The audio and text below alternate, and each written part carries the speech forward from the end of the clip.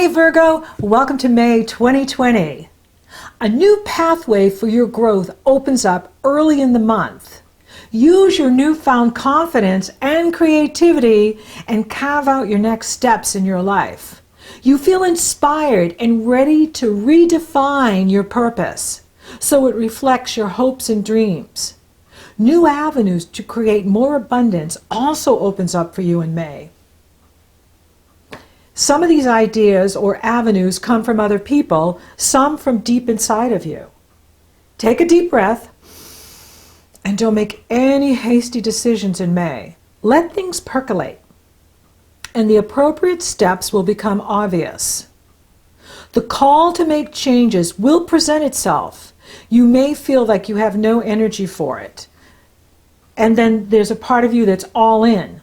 Honor both sides of these. One is not appropriate over the other. We have a lot of retrograde energy this month. For you, it's not Mercury. Yay! He's flying forward. He enters Gemini on the 11th, then he enters Cancer on the 28th. So Mercury is moving forward, and so are you. However, Saturn, Venus, and Jupiter do retrograde in May, and I'll talk about that in a minute. But first, a word from our sponsor. The Sun will couple with Mercury on the 4th. That is a day where you could get tremendous insight and ideas about your next steps and this new life purpose that you're carving out for yourself. Then on the Scorpio full moon is on May 7th. Now this is an action-orientated moon because the moon in Scorpio is opposed by the Sun and Mercury in Taurus, and they're being T-squared by Mars very late in Aquarius. So there's a lot of energy with this moon. And we want to watch for irritability, or being rash or impatient, because Mars fuels whatever he touches. And he is challenging the Sun and the Moon and Mercury. And that can really draw us into battle. And we want to stay out of the fray and conflict. And we can do that by tuning into Neptune, who is trining the moon in Scorpio and sextile the Sun and Mercury in Taurus. So a sextile means opportunity. Trine means gifts from the gods, where if we're listening and paying attention, it can be brought right to us. And this is a fabulous energy for creativity, for dreaming, for meditating, being out in nature. It's fabulous for tuning into your spiritual life and listening to your mighty I am presence, listening to your higher self, listening to your Holy Christ self, listening to your inner being, your soul self, and being patient in the process, because patience could be in short supply this month because Mars is challenging both moons, the Scorpio full moon on the 7th and the Gemini new moon on the 22nd. So it is a dynamic energy, but it's got this push-pull energy with it because Mars is like, go, go, go. But then we have all these retrogrades, which is like, no, it's not the time to go. It's the time to listen. It's the time to go within. The journey is within. So Saturn will retrograde May 11th through September 28th. However, I almost missed Mother's Day. Mother's Day is May 10th, and I want to give a shout out to all the moms, especially moms that are home with their children. All this cooking and cleaning that you've had to do, and homeschooling that you have to do now. I'm here to celebrate you. Without you, we wouldn't be here. And so it's Mother's Day here in the States, but this is a shout out to moms all over the planet, and just my deep love for you, and how without you we wouldn't have family. Without you, we wouldn't be here. And to all the moms that are getting ready to have their babies, I'm so excited for you, and you're just amazing and so beautiful. So make sure you take good care of you and do nice things for you. And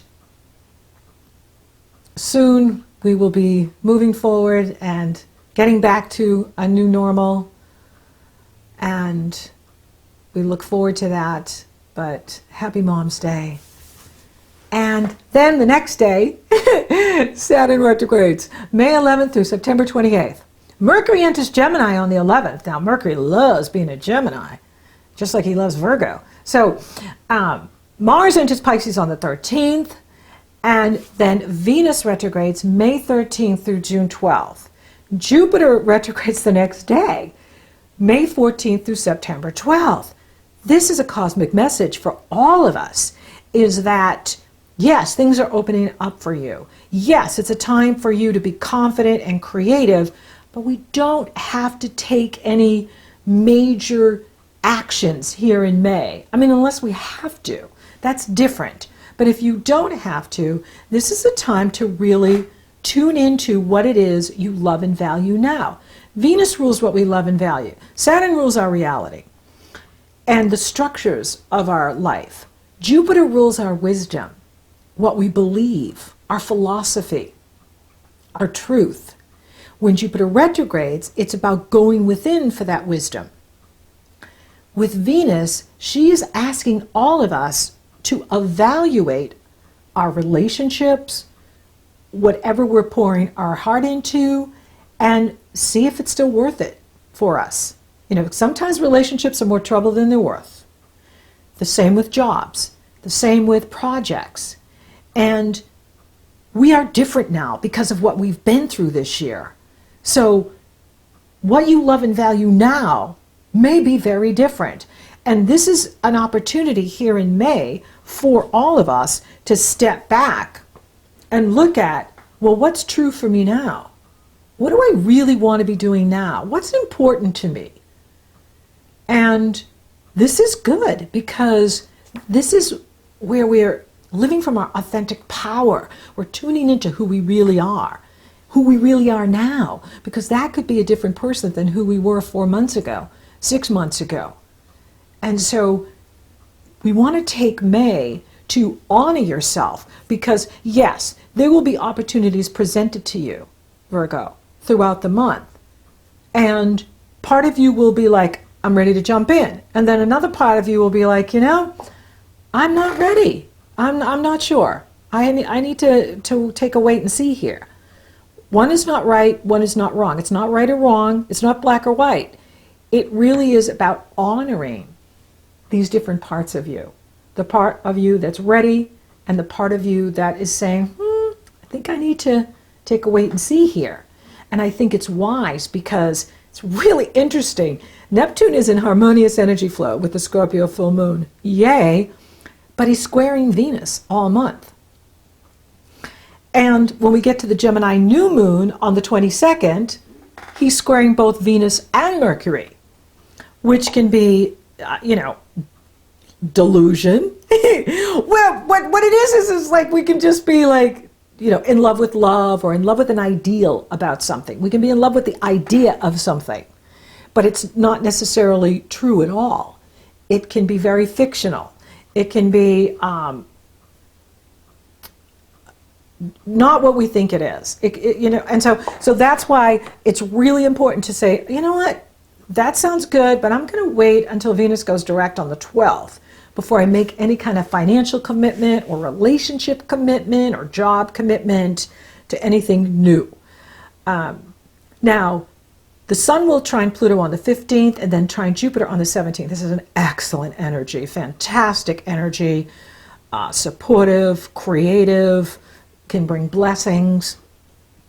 Then the Sun enters Gemini on the 20th, and we have the Gemini new moon on Friday, May 22nd, which is the kickoff of Memorial Day weekend here in the States, typically when we open the beaches. However, that's not going to probably happen this time around.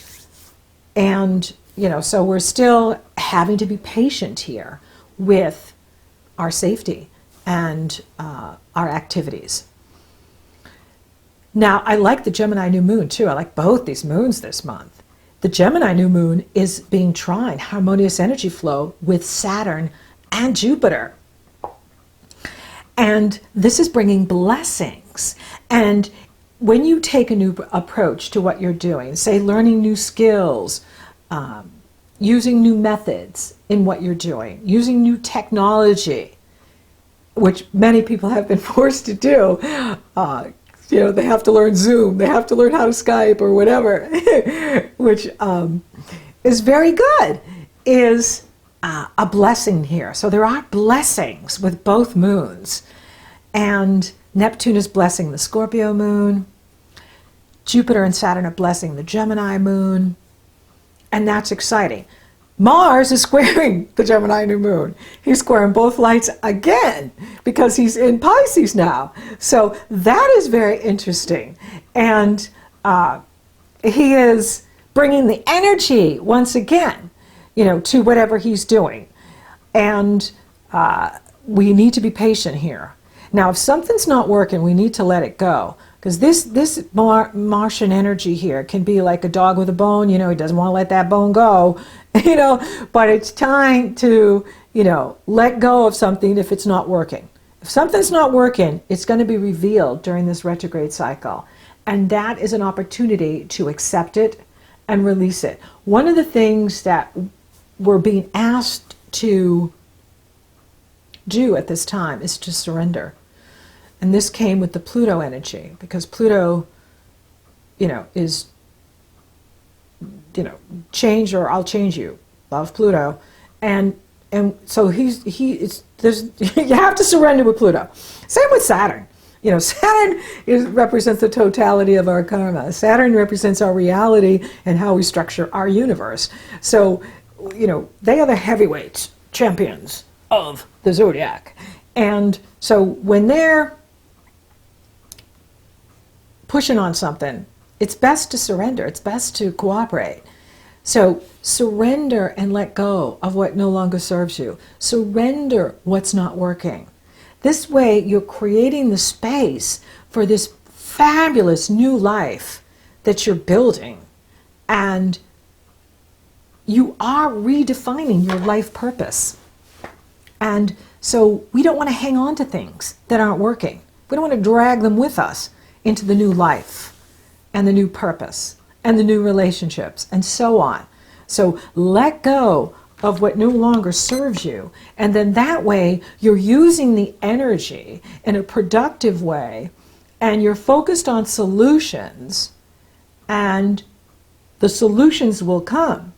Now, with retrogrades like this, is a fabulous time to finish old projects, finish a hobby, work on your hobby, any kind of creative pursuit, anything that you love or are passionate about. This is a great time to finish things up so that we get ready for June, when Venus goes direct and we have a clearer view of what it is we love and value now. And, people can be very supportive of you at this time. They can. And some of them are giving you some really good ideas that can be very beneficial, which is awesome. Doesn't mean you have to act on it now. I'm not seeing any rush or a hurry, even though Mars is pushing us. But with Mars, if we direct the energy into, say, physically working out or projects, we throw ourselves into a project we're passionate about, then that energy is channeled.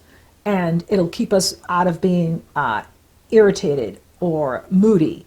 And that is a productive way to use the energy. Especially because the Gemini new moon with Neptune squaring both Venus and Mercury at this time, this is where our thinking can be foggy or forgetful. I mean, I can't even remember what day it is anymore, because every day is the same now. So it's like, what day is it? I don't know. I have to find out. It's today. What time is it? It's now. So it really is an interesting energy. The moon itself is very supported by Saturn. Saturn is exactly trining this moon. And Jupiter, it's loose. It's not too loose. It's about 5 degrees. But it's trining the Gemini new moon, which is so optimistic and encouraging. It brings blessings and blessings. And then you have Neptune over there squaring Mercury, who's the ruler of Gemini, and Venus. And they're sitting right next to each other, which is incredibly sociable. But we have to be careful with that because, especially online now. So if you're meeting anybody new online, we want to, take a wait and see to see who this person really is, because they can seem amazing, and it's very easy to fall in love with this energy too. Like, oh, I'm just so in love with this person. We like the same music, and we like, the same food, and oh, we're having a great time together, and that's great.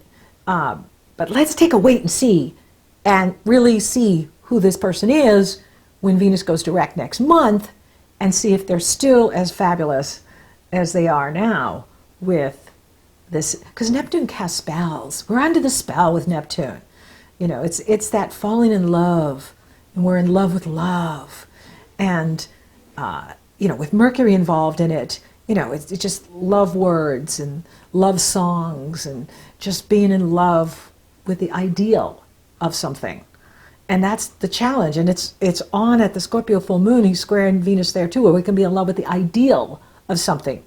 We want the ideal rather than the reality. And so let's just take a wait and see. If something is that hot and awesome, it's going to be hot and awesome in June and July as well. And that way we are enjoying the ride, but we're just like, I'm not making any major commitments with Venus retrograde, and we could even find with Venus reversing, people are breaking their commitments. That's another thing that happens too with Venus is, someone had a contract or agreed to do something, then all of a sudden they're like, nah, I won't do it. No, I'm not doing it. So we got to watch for that too. And that's why it's best to, hang loose and see where it goes. However, there is some new avenues to create more abundance for you, more money and prosperity. And it's just a matter of listening and paying attention to these new opportunities for prosperity that are coming to you. I see it more through the work that you do, or the business you own, or the business you want to start, or the company you work for. It's through your destiny in the world, what you do in the world. But I think it's very exciting, and we'll see where it goes. So thank you for listening. Thank you for watching. Thank you for liking, favoriting, and sharing my videos. Virgo, you're amazing. And thank you for subscribing. You are appreciated. And if you haven't subscribed yet, please do. It supports the channel and it lets you know when I upload. So until next time, Virgo! New pathways are opening up for you.